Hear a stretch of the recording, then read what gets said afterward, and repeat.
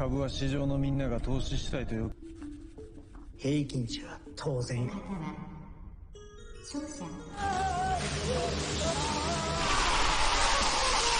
Assalamualaikum warahmatullahi wabarakatuh. Salam awal tahun para Ranger.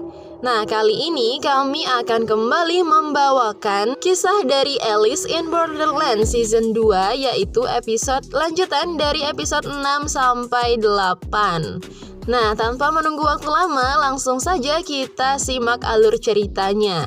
Namun, bagi kalian yang belum nonton part sebelumnya, link ada di kolom komentar atau bisa dicek langsung di pojok kanan atas.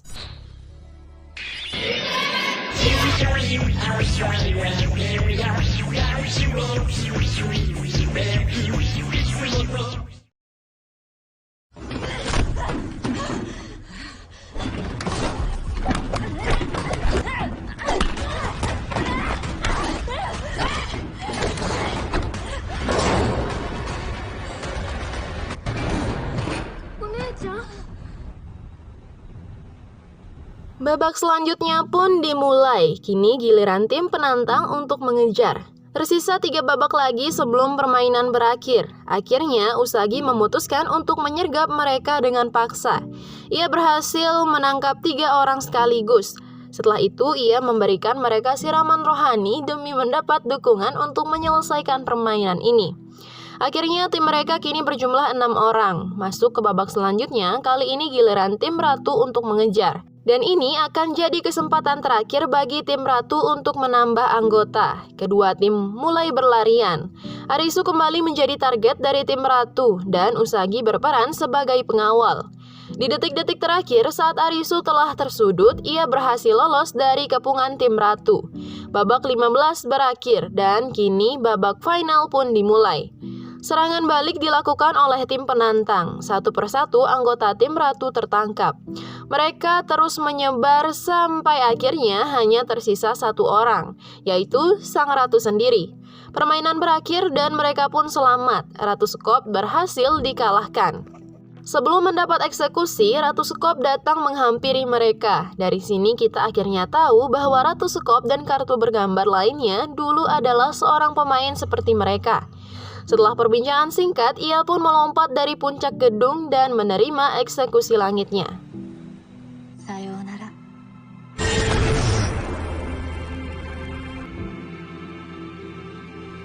Setelah berpisah dengan permainan lain, Arisu dan Usagi kembali melanjutkan perjalanan. Di dalam perjalanan tersebut, mereka menemukan lokasi pemandian air panas di bawah reruntuhan. Sekian lama tidak merasakan kehangatan air panas, mereka akhirnya berendam untuk menghilangkan penat. Saat sedang mengobrol dari kolam yang berseberangan, mereka dikejutkan oleh hadirnya 2 ekor gajah di tempat mereka. Di adegan berikutnya, kita kembali diperlihatkan kondisi Kuina dan An yang masih dalam pengembaraannya masing-masing. Di sisi lain, akhirnya kita dipertemukan dengan Chisia yang saat ini sedang berada di area permainan Raja Wajik, yaitu permainan neraca. Dengan jumlah pemain sebanyak 5 orang, mereka harus bermain hitung-hitungan dan tebak-tebakan angka untuk dapat memenangkan permainan tersebut. Di bidang ini, Chisia cukup mahir, tapi babak pertama tetap dimenangkan oleh Raja Wajik. Karena mengalami kekalahan, maka asam belerang di atas kepala pemain mulai diisi. Jika berat neraca itu sampai timbang, maka mereka akan tersiram air belerang. Di ronde kedua, Raja Wajik kembali memenangkan permainan. Kelima pemain tampak telah paham dengan rumus permainan ini. Akan tetapi di ronde kelima, Chisia malah mengacaukan alur permainan dengan menebak angka yang meleset terlalu jauh. Raja Wajik pun ikut kalah dan salah satu pemain dapat memenangkan ronde kelima. Permainan terus berjalan sampai akhirnya di ronde ke-10, 2 orang dinyatakan kalah. Mereka pun mati, melepuh tersiram air belerang.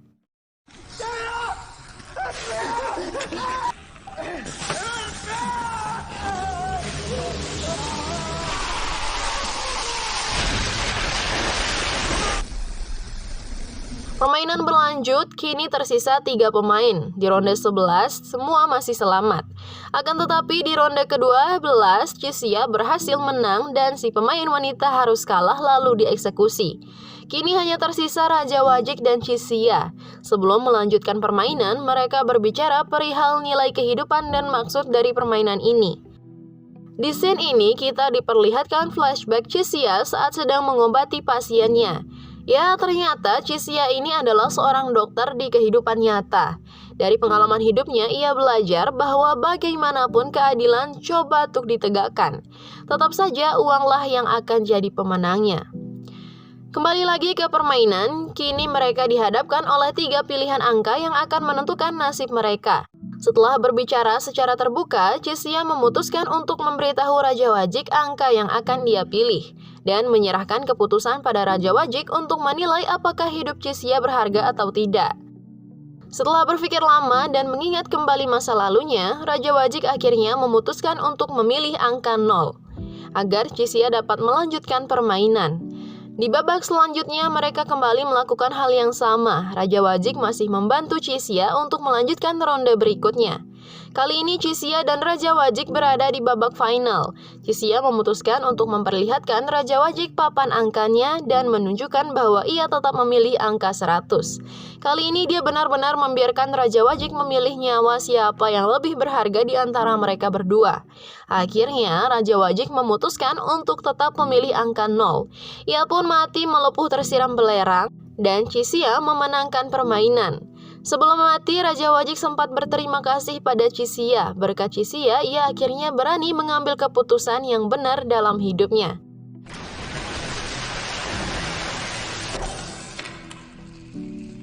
Scene beralih ke Akane yang pergi meninggalkan Aguni. Ia bersiap untuk melanjutkan perjuangan dan menyelesaikan permainan. Kita juga diperlihatkan anggota tim lainnya yang saat ini telah mulai bergerak satu persatu. Kini mereka bertekad untuk terus berjuang sampai akhir hingga permainan ini dapat mereka selesaikan dan pulang ke dunia nyata. Kemudian kita diperlihatkan Niragi yang tengah berjalan sempoyongan di sebuah lorong dan di sana ia bertemu seseorang bapak-bapak yang meminta tolong untuk mengakhiri hidupnya karena ia tersiksa oleh rencana bunuh dirinya yang gagal. Bukannya menolong orang itu, Niragi malah membiarkannya tersiksa sampai mati. Scene berganti pada Kuina dan An yang bertemu di lokasi permainan Ratu Keriting. Terlihat di sana Kuina sangat senang bisa bertemu lagi dengan An. Dan akhirnya mereka pun satu tim dalam permainan sasaran. Waktu terus berlanjut, permainan pun satu demi satu diikuti oleh para pemain dan mereka pun selesai. Akhirnya tersisa permainan kartu berupa Ratu Hati dan Raja Sekop. Selanjutnya kita diperlihatkan Arisu yang sedang berjalan sendirian di tengah kota bernama Shibuya yang kini hampir menyerupai hutan. Di sana Arisu mendapatkan sebuah senjata dari tengkorak manusia yang sudah mulai mengering. Di tengah kesunyian kota yang terbengkalai tersebut, ia bertemu dengan Chixia. Namun ketika Chixia berbincang dengan Arisu dan hendak menceritakan rahasia tentang dirinya, sebuah tembakan mengenai bagian perut Chixia. Ternyata itu adalah kelakuan dari Niragi. Sontak hal itu membuat Arisu sangat terkejut, tapi untung saja tembakan Niragi tidak mengenai organ vital Chixia. Namun ternyata kedatangan Niragi itu untuk mengajak mereka menjadi satu tim dalam menyelesaikan permainan yang tersisa di sana. Niragi juga memberi Chixia sepucuk pistol. Akan tetapi permainan yang Niragi maksud adalah permainan antar pemain untuk saling membunuh. Adegan tembak-menembak pun terjadi, tapi di sini Arisu menolak pemikiran Niragi dan tak berlangsung lama Usagi datang ke tempat itu dan langsung saja ditembak oleh Niragi. Tapi untung saja dengan cepat Chixia berdiri di depan Usagi untuk melindunginya.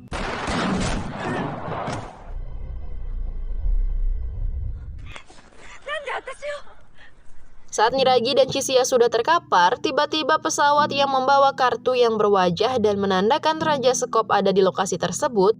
Benar saja, tak lama sekerumunan pemain lainnya pun berhamburan untuk menghindari tembakan Raja Sekop. Di tengah kerumunan itu, Arisu dan Usagi melihat Kuina yang bersamaan. Namun, ketika mereka sudah bersama, hampir saja An tewas tertembak oleh Raja Keriting. Ketika Raja Sekop sedang fokus membidik Arisu dan yang lain, tiba-tiba saja seorang pemain menabrakkan mobil ke Raja Sekop dan akhirnya Ya, saat semua sudah berharap Raja Sekop tewas, tiba-tiba dari kobaran api, tembakan beruntun meluncur kepada pemain dan rupanya semua pemain di PHP-in oleh si Raja Sekop tadi. Saat Raja Sekop sudah mantap membidik, tiba-tiba Haya, si gadis pemanah, meluncurkan anak panah yang tepat mengenai pinggangnya. Namun hal itu belum bisa menghentikan Raja Sekop. Di tengah kericuhan itu, Arisu dan yang lainnya disertai oleh Haya dan juga Aguni mengatur strategi untuk membunuh Raja Sekop agar permainan segera selesai. Strategi mereka adalah dengan menjebak Raja Sekop untuk masuk ke sebuah apotek yang terdapat banyak gas yang mudah terbakar untuk memperkuat bom buatan Shisia yang dibawa oleh Kuina. Namun dalam strategi itu perlu seseorang yang bertugas mengalihkan perhatian dan menggiring Raja Sekop ke dalam apotek.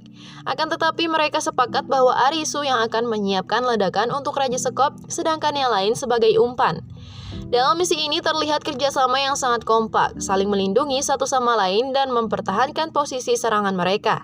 Akan tetapi saat mereka mengkeroyok Raja Sekop, sangat kewalahan menghadapi Raja Sekop. Karena hal itu juga, Haya dan An terkena tembakan yang sangat fatal.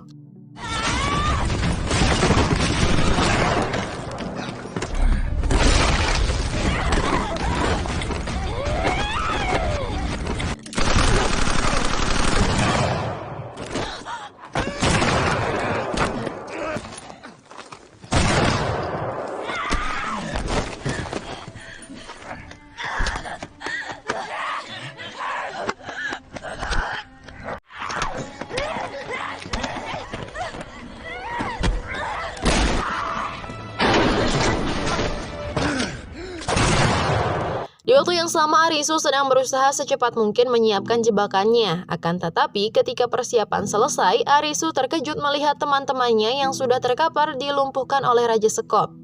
Ini membuat Arisu harus menggiring Raja Sekop sendirian ke dalam apotek.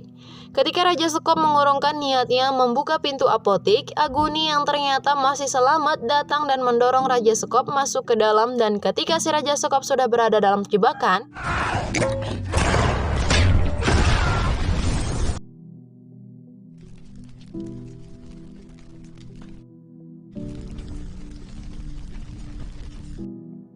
setelah ledakan terjadi, Aguni menyuruh Arisu agar segera pergi memastikan keadaan teman-temannya yang lain. Dan Arisu menemukan Usagi yang tengah terhuyung lemas lalu pingsan, yang membuat Arisu menjadi panik. Di waktu yang sama kita diperlihatkan Raja Sekop yang sekarat memberikan pistol pada Aguni. Awalnya Aguni tidak ingin menembak, tapi karena harus menyelesaikan permainan, maka Raja Sekop pun berakhir dengan satu tembakan dari Aguni.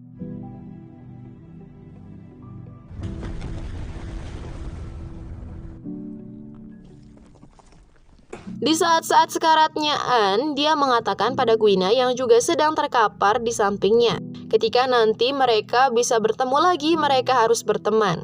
Dan kita pun kini diperlihatkan pada Arisu dan Usagi yang menuju ke sebuah gedung yang menjadi arena permainan kartu berwajah terakhir.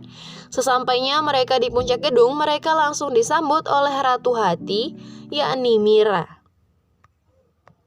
Pada permainan kartu berwajah Ratu Hati, Arisu harus mengalahkan Mira dalam permainan croquet atau biliar rumput. Sedang Usagi hanya bisa menjadi penonton karena kondisinya yang terluka. Dari penjelasan Mira, Arisu harus mengalahkan Mira dalam permainan croquet yang hanya 3 babak. Namun pada babak pertama, Arisu kalah karena belum menguasai permainan. Ketika babak kedua dimulai, Usagi memberitahu Arisu bahwa Mira sedang mengulur-ulur waktu dengan cara terus mengecoh Arisu. Arisu pun mengatakan pada Usagi ia akan segera menyelesaikan permainan. Dan benar saja, pada babak kedua ini Arisu menang. Akan tetapi saat Arisu hendak melanjutkan permainan pada babak ketiga, Mira malah merasa lelah dan mengajak mereka untuk minum teh. Meski Arisu menolak dan ingin tetap melanjutkan permainan, tetap saja mereka harus menuruti apa yang diinginkan Mira. Saat Usagi dan Arisu duduk membersamai Mira minum teh, Arisu memanfaatkan momen tersebut untuk menanyakan kebenaran bahwa mereka dapat keluar dari dunia itu pada Mira. Ketika Mira menolak untuk menjawab, Arisu mengatakan bahwa Mira tidak tahu apa-apa tentang hal itu, dan itu membuat Mira terpaksa untuk menjawab pertanyaan Arisu karena gengsinya. Mira menjelaskan pada Arisu dan Usagi bahwa harapan yang masih menjadi fantasi di dunia mereka tentang perkembangan teknologi yang sangat pesat dan segala hal yang manusia angan-angankan sudah menjadi kenyataan. Dan pernyataan dari Mira itu adalah tentang bagaimana dunia di masa depan 1000 tahun dari sekarang. Tentunya itu bukanlah jawaban yang diinginkan Arisu, tapi Mira terus menjelaskan bagaimana perkembangan masa depan dari 100 tahun pertama sampai pada 1000 tahun. Di tengah penjelasan Mira, kita diperlihatkan Arisu dan Usagi yang berada di sebuah ruangan dengan memakai pakaian masa depan.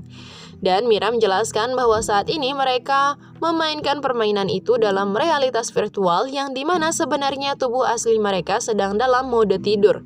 Mira juga menjelaskan bahwa perjalanan menuju dunia 1000 tahun yang lalu itu adalah permainan rancangan mereka yang paling populer. Hal itu membuat Usagi dan Arisu sangat tercengang, tapi tiba-tiba Mira tertawa dan mengatakan kalau itu hanya bohong. Yang jelas membuat Usagi dan Arisu sangat kesal, tapi Mira kembali menjelaskan bahwa jika dilihat dari pertumbuhan tanaman yang sangat cepat seperti yang disadari oleh An pada episode sebelumnya, dunia mereka saat ini sedang mengalami manipulasi genetik yang menyebabkan kota tempat mereka hampir menjadi hutan. Mira juga menjelaskan bahwa hal itu adalah perbuatan alien yang menculik dan memaksa mereka bermain untuk mempelajari perilaku manusia. Tapi Mira malah memberikan bantahan pada argumennya sendiri dengan memberitahu Arisu dan Usagi bahwa isu yang beredar di antara para pemain tentang perang nuklir yang mengakibatkan manusia tidak bisa hidup di permukaan lagi, dan para elit global yang tinggal di bawah tanahlah yang sudah membuat permainan ini sebagai bahan taruhan. Dan saat Mira mengatakan bahwa sebenarnya mereka adalah android yang ditanamkan ingatan buatan, membuat Arisu dan Usagi tidak percaya dengan semua yang dikatakan Mira. Terlebih ketika menyinggung tentang sahabat Arisu yang mati membuatnya benar-benar emosi.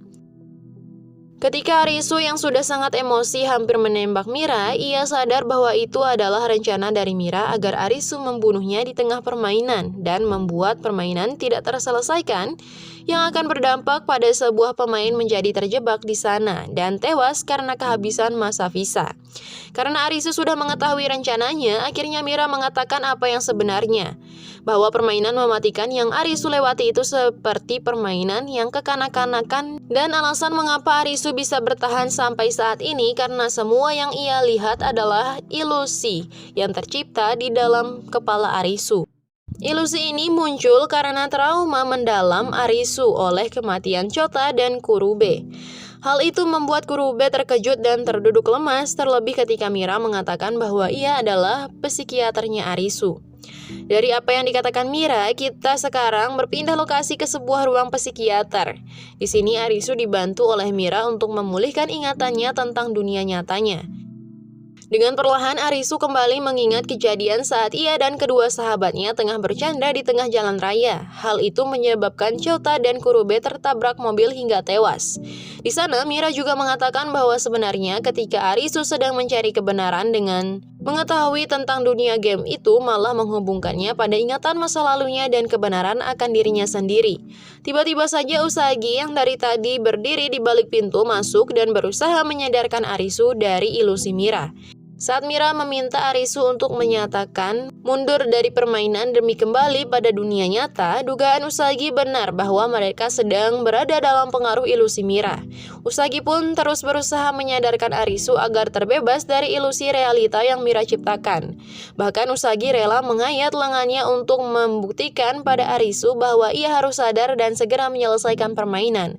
Melihat Usagi yang sudah terkapar di hadapannya, membuat Arisu terlepas dari genjutsu si Mira. Itu karena keteguhan hati mereka berdua untuk berjuang dan terus bersama. Akhirnya membakar kembali semangat Arisu menyelesaikan permainan. Mira yang terharu melihat keduanya menyodorkan kain pada Arisu untuk menutupi luka Usagi. Permainan berlangsung dengan sengit, namun tetap damai hingga malam hari. Permainan pun dimenangkan oleh Mira dan membuat Arisu merasa kecewa. Akan tetapi, ternyata kunci untuk menyelesaikan permainan kartu berwajah Ratu Hati adalah dengan terus bertahan selama 3 babak dalam permainan Croquet. Karena Arisu dan Usagi memenuhi syarat tersebut, maka mereka dinyatakan menang.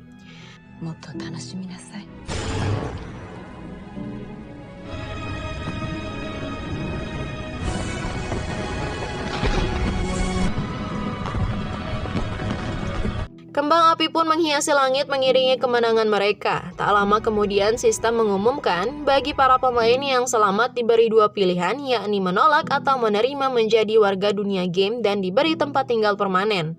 Sudah jelas Arisu dan Usagi langsung menolak hal itu. Kita juga diperlihatkan Aguni dan Haya yang ternyata masih bertahan juga menolak untuk tinggal. Begitu juga dengan Kuina, Chisia, dan Niragi yang masih sanggup bertahan, mereka menolak menjadi warga. Scene film berganti memperlihatkan masa lalu Arisu bersama Chota dan Kurabe di sebuah bar yang sepi. Selanjutnya kita diperlihatkan Arisu bersama kedua sahabatnya itu di tengah padatnya kota Shibuya. Tidak jauh dari tempat Arisu berdiri terlihat Usagi yang sedang berdiri sendiri. Tidak hanya Usagi tapi juga di sana ada Niragi, Kuina, Chisia, An, dan yang lainnya. Namun tiba-tiba mereka melihat kembang api yang indah di siang bolong yang panas itu. Tapi ternyata itu adalah sebuah meteor yang menghantam Shibuya waktu itu juga dan membuat mereka semua yang ada di sana menjadi korban. Beberapa waktu setelah kejadian tersebut, kita diperlihatkan lagi pada Arisu yang ada di rumah sakit. Di sini kita juga diperlihatkan Niragi yang baru sadar dari pingsannya dengan banyak luka bakar di tubuh dan wajahnya. Tapi entah sebuah kebetulan atau tidak, Niragi ternyata dirawat bersebelahan dengan Chisia yang sudah sadar duluan. Dari penjelasan adiknya Arisu, kita diperlihatkan bahwa saat pertama kali tim penyelamat menemukan jantungnya sempat tidak berdetak selama 1 menit, itu karena Arisu sedang berada di ambang antara hidup dan mati. Mendengar penjelasan adiknya, Arisu merasa heran karena ia rasakan bukanlah 1 menit tapi sangat lama. Di waktu yang sama, Haya yang sedang berjalan menggunakan kursi roda tak sengaja melihat Aguni yang sedang dalam perawatan serius. Sementara itu, di ruang operasi berkat perjuangannya untuk hidup, jantung An kembali berdenyut secara normal. Dan di sini kita lihat ternyata An rupanya juga selamat meski harus mendapat perawatan yang sangat serius. Dan kita pun diperlihatkan Kuina yang kembali bertemu kedua orang tuanya. Selanjutnya, di sebuah mesin penjual minuman, Arisu bertemu dengan Usagi. Akan tetapi mereka seperti tidak saling mengenal hingga membuat pertemuan itu menjadi sangat canggung. Tetapi entah energi apa yang merasuki mereka sehingga membuat keduanya seolah ingin saling mengenal. Semua korban yang selamat dari jatuhnya meteor tersebut bahagia karena dapat bertemu lagi dengan keluarga dan orang-orang tersayang. Film pun ditutup dengan setumpuk kartu yang ada di atas meja dan hanya menyisakan 1 kartu yang bergambarkan Joker. Sebelum menutup film, kita akan sedikit bahas kesimpulan dari film Alice in Borderland Season 2 ini. Di mana pada episode terakhir ini kita sedikit dibuat bingung oleh alur yang cukup ambigu. Karena secara sekilas seolah Alice in Borderland ini seperti sebuah dunia permainan yang tiba-tiba datang ke dunia nyata dan menjebak semua umat manusia. Tapi kemudian kita semua dibuat terkejut lagi ketika Arisu bertemu dengan Mira. Awalnya kita semua mengira bahwa Arisu dan yang lainnya terjebak di masa lalu dan dijadikan sebagai karakter game oleh para elit masa depan. Tapi hal tersebut hanyalah pengiringan opini. Jadi penjelasan tentang kebenaran Borderland yang sebenarnya adalah tersirat pada penjelasan adik Arisu yang menerangkan bahwa sebenarnya Arisu dan yang lainnya terjebak di sebuah alam antara hidup dan mati. Dan di sana juga terjadi perbedaan waktu yang sangat signifikan, di mana pada dunia nyata mereka semua yang masuk dalam Borderland hanya mengalami gagal fungsi jantung selama 1 menit. Tapi dalam Borderland mereka menjalani waktu lebih dari 1 hari atau bahkan mungkin selama 1 bulan. Kita juga sedikit mendapat penjelasan bahwa mereka yang masuk ke dalam Borderland adalah mereka yang menjadi korban jatuhnya meteor. Dan lagi-lagi kita disuguhkan fenomena yang aneh di mana ketika mereka mati di dalam Borderland, maka mereka juga akan mati di dunia nyata.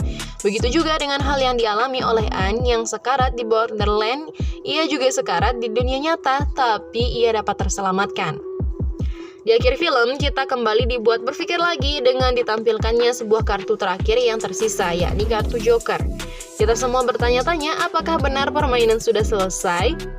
Mengingat dalam semua permainan tidak menampilkan permainan dari kartu Joker.